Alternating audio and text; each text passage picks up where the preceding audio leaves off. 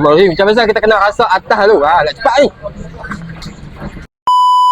Alright guys, di hari pertama di My Event Mega Food Festival, hari ni kita nak banjak apa satu ayat special yang kita panggil kopi caramel whipped cream choco chip. Untuk first kali main tengok show dulu.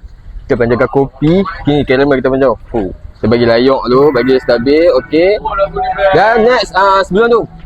Pidut, standby kopi tu Pidut. Faham lah tu kopi. Okey, kita buat ais pula. Ya. Sebelum ni kita banjak kat depan ayat yang biasa-biasa. Untuk hari ni kita bagi yang special sikit ya. Alright, ayat dah bubur, kita buat kopi lah guys. Siap-siap kopi. Oi, dapat melok menarik bubur oi. Alright, Zat. Kita buat kopi dulu. Bagi penuh.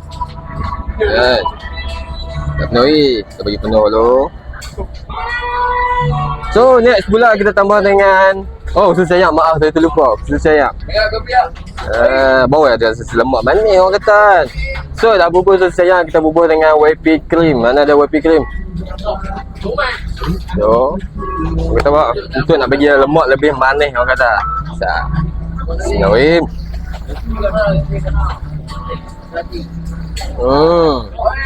dia guys. Asyik bubur whipped cream, nak tambah kat topping kat atas kita buat caramel pula macam biasa buat caramel. Kita buat sekadar orang kata ringan-ringan saja bagi nampak yang menarik sikit Okey, asyik buat caramel, kita buat dengan choco chip. Macam biasa choco chip ni tujuan kita nak bagi nampak lebih menarik, orang kata berseni. Kalau orang Melayu kita panggil seni. Choco chip ni bukan sekadar biasa-biasa kita bagi premium yang choco chip. Memang kali rasa ni memang sur lah orang kata. Okey, kita bubur banyak-banyak sikit. Ini bistro lah. So, nak bagi cepat. Tak rasa macam biasa kita kena rasa atas dulu. Nak cepat ni.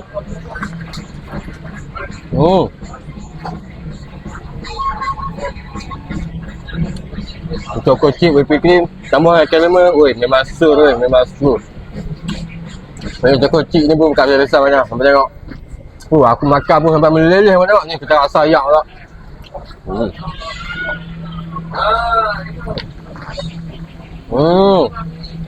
Ni nak kopi ni dengan lemak-lemak manis lah tu.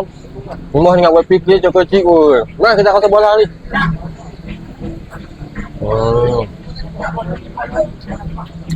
So apa pun guys, untuk orang Penang nak dapatkan menu the best ni, memang masih ada lagi 5 hari termasuk hari ni guys.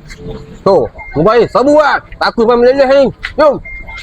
Pantai Timur memanggil, kopi ais mau jadi pilihan di hati.